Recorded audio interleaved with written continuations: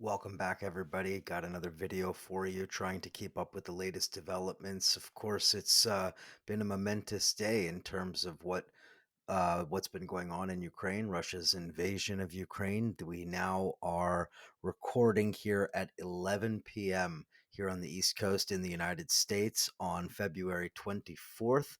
The situation is bleak from the perspective of Ukrainian people.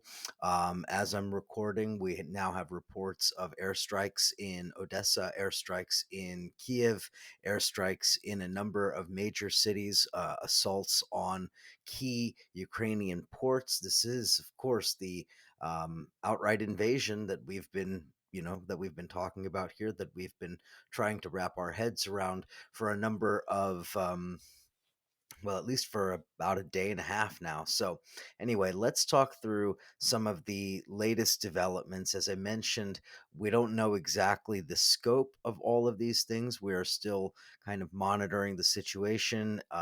You guys are following social media just like I am. You're following the latest reports from journalists who are on the ground, journalists around the world. So, you're accessing the same reality I am, and we're all kind of sitting here guessing what exactly Putin's planning on doing. Ultimately, the question, strategically speaking, is whether or not Russia is actually going to occupy Ukraine, whether or not Russia is going to carry out an actual regime change, that is to say, officially and sort of formally deposing the government and ideally, I suppose, from Putin's perspective, putting in place a more compliant government, something more akin to the Yanukovych government that was toppled in 2014 during the Maidan protests.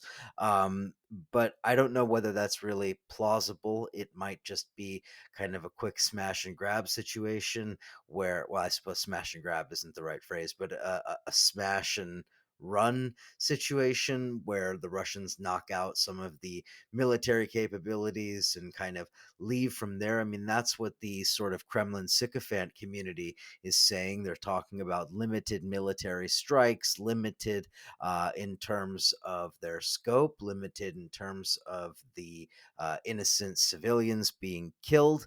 Never mind, of course, the children and others who are just going to be victims caught in the middle of this senseless war. But that's beside the point. Before I get into the moralizing side of this, let's just talk about the facts here. The airstrikes that we're hearing reported now certainly coincide with the major operation. That is to say, the idea that the Russians are going to go all the way into the capital and depose this government. I don't know whether that's the case or not. I think that it remains to be seen whether they feel that they actually have the capability to do that. Well, no, it remains to be seen whether they feel it would be advantageous for them to use their capabilities to do that. Let's put it that way.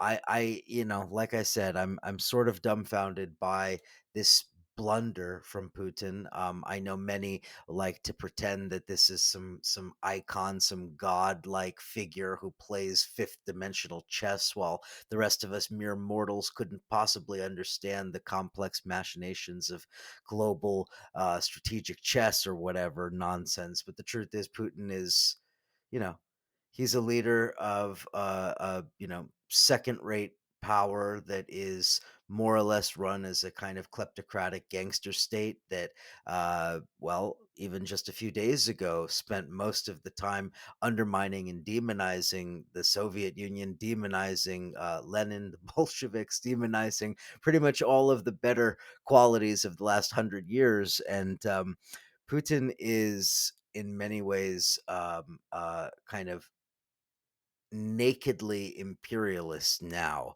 And I think that we need to understand that he is unabashed in his approach here. And that is, for somebody like Trump, that inspires a tremendous amount of respect and awe. But for normal human that isn't a degenerate of that kind, it's repulsive. Putin's actions are repulsive. And I think we should be very clear about that. This sort of Russian chauvinism is nothing new. This kind of imperial revanchism is certainly nothing new. And yet, somehow many people on the left seem to be unable to use the right terminology to describe it. Okay, so We will obviously monitor the situation. I want to answer a couple of questions that I think are relevant. I've seen a lot of bullshit floating around from a lot of different quarters on the left talking about a number of different issues. And one of them that really needs to be addressed is this question of Nazis. Is Ukraine run by Nazis? Right? This is a very, very interesting question because it gets at the heart of not only the sort of weaponization of historical narratives and the manipulation of information by, various actors for various reasons, but it also, I think, it gets at least partially the nature of political power in contemporary Ukraine, and this is something that is deeply misunderstood, I think. And I will begin with the disclaimer that there are others who could call themselves experts on Ukraine. I would not call myself that, but I know at least, you know enough to be able to speak to it with some level of understanding of the nuances here, because you're not going to get these nuances from most quarters of the left, which are basically acting as if Ukraine is some kind of Nazi puppet state, the direct inheritor of Adolf Hitler or something. The reality is, this is a misunderstanding, deliberate or not, a misunderstanding and a misrepresentation of history, a misunderstanding and a misrepresentation of the nature of contemporary Ukraine. This is not a country that is run by Nazis. However, this is a country that, for various reasons that it should be sort of understood, does have a very vocal and somewhat influential minority of far right wing political formations. And let's just talk through who they are and why they are influential and how they are influential. Because again, just to say, oh, there's Nazis in Ukraine, well, there's Nazis in the United States. Hell, there was a Nazi in the White House up until not that long ago. I mean, we're talking about global imperialism. We're talking about powers that have been backing Nazis all over the world for generations now. So, no surprise that the United States backs Nazis, and that they did back Nazis in Ukraine, and that they continue to back Nazis in Ukraine. Which Nazis? Let's talk about them. You want to see infamous photos of degenerate John McCain standing there with members of the Svoboda Party? Because that's absolutely 100% real. These are some of the far right fascists that the US has supported: the Svoboda Party, the so called right sector or Pravy sector, right, which was this collection of fascist groups that sort of coalesced, at least in the public mind, around Maidan in 2014, the Patriots of Ukraine, the Congress of Ukrainian Nationalists, etc., etc. There's a list of these kind of fascist groups, political formations, some of which going back to the 1990s, some of which are more recent in their, sort of formation. Now, we can point to several examples in which they have had positions of influence within the Ukrainian state. One very recently was Dmitry Yarosh. This was reported by Russian media. They love to highlight this fact, and it is true. Dmitry Yarosh, founder of Pravy Sector, one of the major leaders of the far right in Ukraine, who was appointed as an advisor to a high ranking official. I believe it was actually the commander in chief of the Ukrainian armed forces. So, a very, very senior level position. This is a Nazi, or maybe he calls himself a former Nazi. I don't know. Does this mean that Ukraine is run by Nazis? No.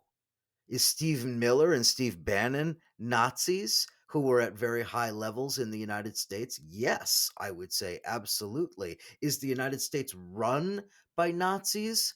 Well, I suppose if we want to completely misrepresent the word Nazi, then I guess you could make an argument. But no, of course not, right? What I'm trying to say is that the presence of actual Nazis who we know and can identify doesn't automatically mean Ukraine is a Nazi state. That is where you cross the line into absurd Kremlin propaganda. When you buy the line that Ukraine is a Nazi state, You completely misrepresent the nature of political power in Ukraine. It completely ignores the role of the oligarchs, the factional rivalries among them, Kolomoisky versus Timoshenko versus Yanukovych versus the eastern ones with their base of power, the western ones, Timoshenko with her base in the sort of gas profits, etc. I mean, I'm not even going to go into all of the nuances here, but there are a number of very powerful sort of loci, if I'm using the word correctly, centers of power in Ukraine around these oligarchs who themselves are interconnected with far right networks, some of which are criminal gangs that, more or less are operating independently. Some of them are political muscle. Some of them are, just corrupt politicians that are trying to get by in a very corrupt and broken post Soviet state. But again, none of this, and it should be stressed, none of this, which is the reality in Ukraine, none of this means that Ukraine is a Nazi state. That is pure Kremlin fantasy. We have to also keep in mind that disinformation narrative is effective for exactly the reason that I just laid out. It is effective because it is rooted in a significant amount of truth. Dmitry Yarosh is a real person. Right Sector is a real fascist organization. Azov Battalion is very real, right? The little Nazi training camps that they've run and set up in Ukraine is all very real.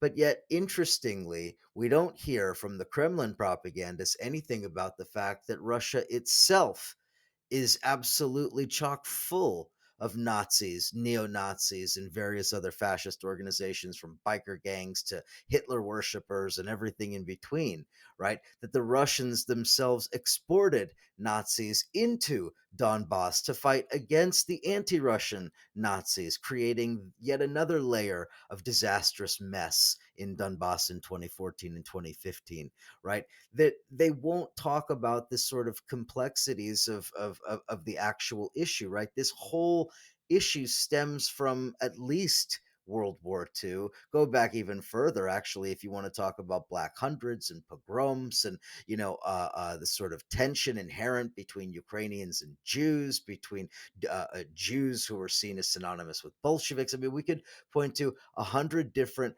historical I don't want to say narratives, historical factors that play into this.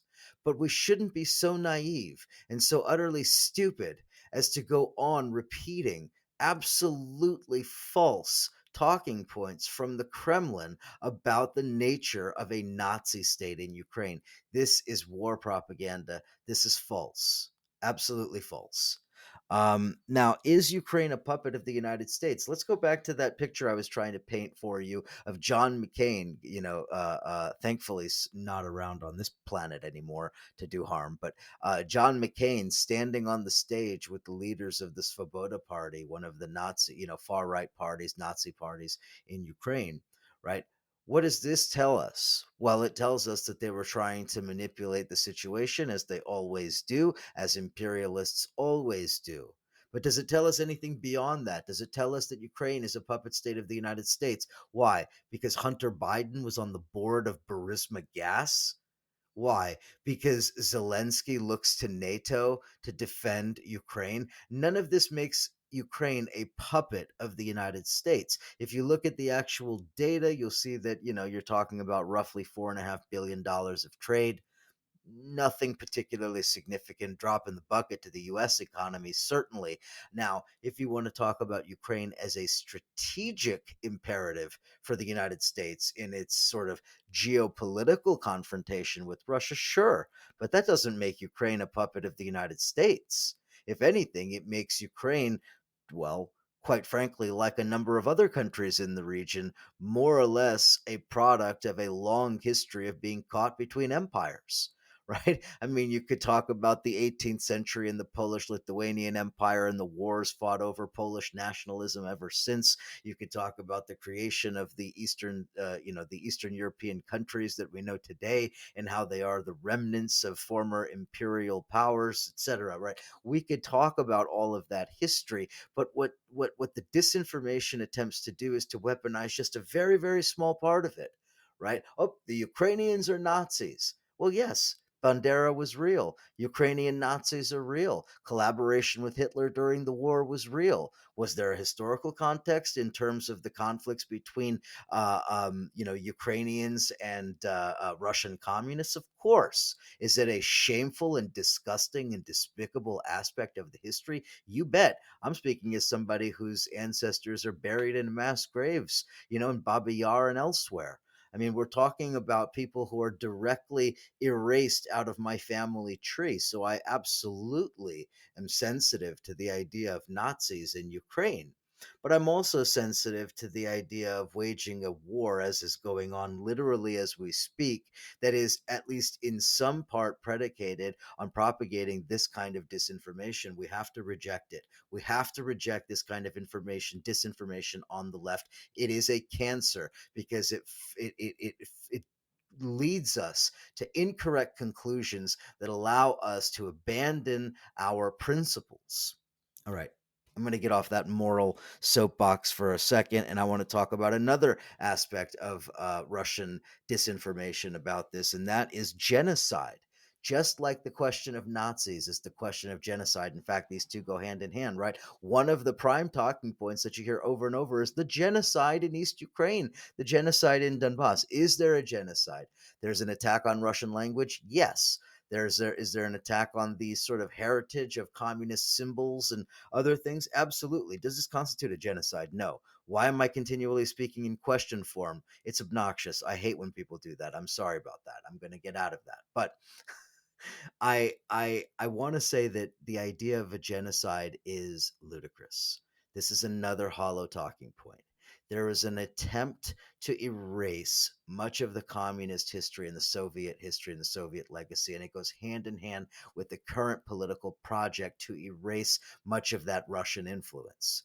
Right. And I don't mean this in a good or a bad way. I say that in a totally neutral sense of the word. The attack was not just on the legacy of Lenin statues and hammers and sickles. It was also an attack on the Party of Regions, an actually existing political party that was more or less representative of the old guard in East Ukraine, the old communists and then the post-communist period, right? Yanukovych and his power base that was utterly destroyed in 2014 after the Maidan, uprising. So these things are connected to very real contemporary issues. But a genocide of Russian speakers, this is nonsense. This has to be rejected. We have to understand that the word genocide carries a very real meaning, right? Just because they pass discriminatory laws doesn't make it a genocide, right? Are they?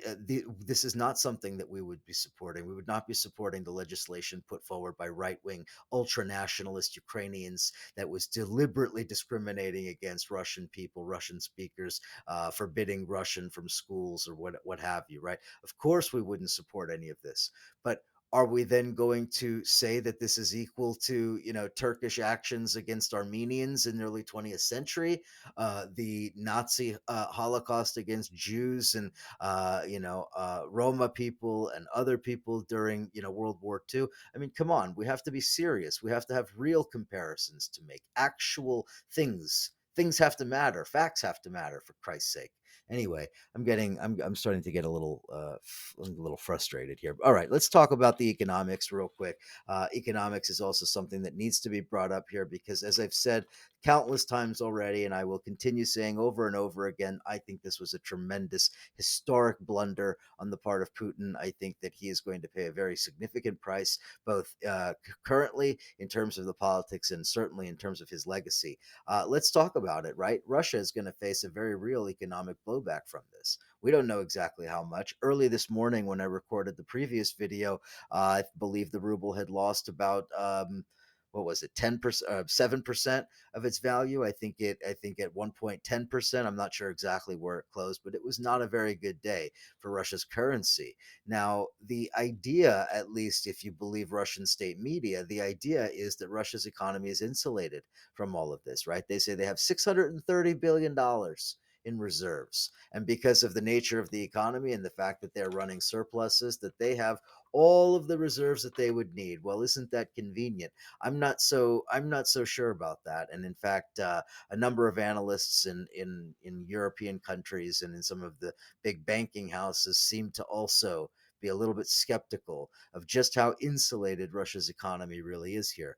Um, what's interesting is that, and the Russians don't like to admit this because they always talk about, oh, well, we control the gas and, we can sort of squeeze Europe and squeeze the United States or what have you. But they don't ever talk about the fact that they can't actually sell any of that gas if they can't settle the debts in dollars and euros because nobody actually wants to conduct trade in rubles, right? So all of this 80% of Russian exports are conducted in dollars and euros. So what happens if they get frozen out of the big banking system, SWIFT and otherwise? What happens if they can't make those transactions anymore? Like literally can't make the transactions.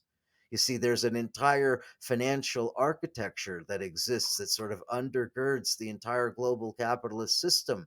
And if you're frozen out, well, there's not a lot you're going to do. Now, I know that they claim to have created alternatives to Swift, et cetera, but to be honest with you, I'll believe it when I see it. Now, 80% is in dollars and euros, right? But it's not just the currency, right? It is also the value, right? Inflation now is becoming a very real problem in Russia. Last data that was in had it at just under 9% inflation rate. I mean, this is a very real political problem.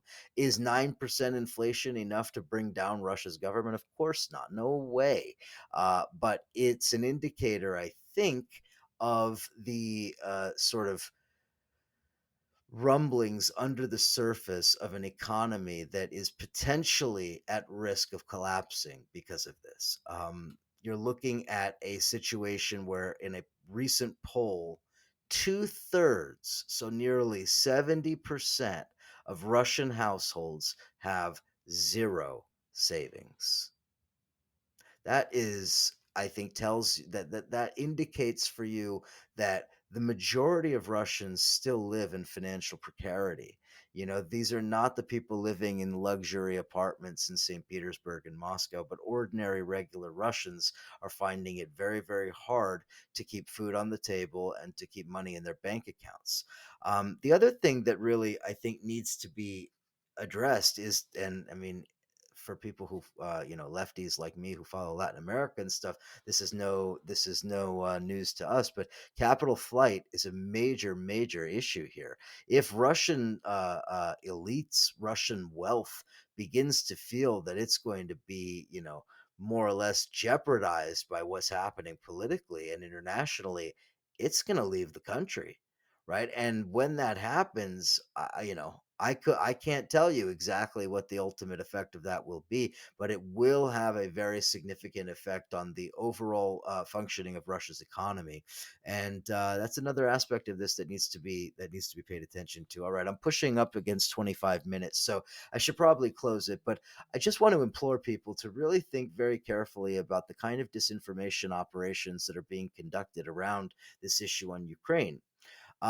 If people aren't talking about these historical perspectives, then they're not really giving you the appropriate sort of lens to understand it. Yes, there are Nazis in Ukraine. Absolutely, there are. But there's a much larger story to that. And there's a much larger picture within which those Nazis and far right formations fit, right? There are other political formations and factions. There are oligarchs. There are private security networks. There are street gangs. There are gangs in suits who speculate on real estate.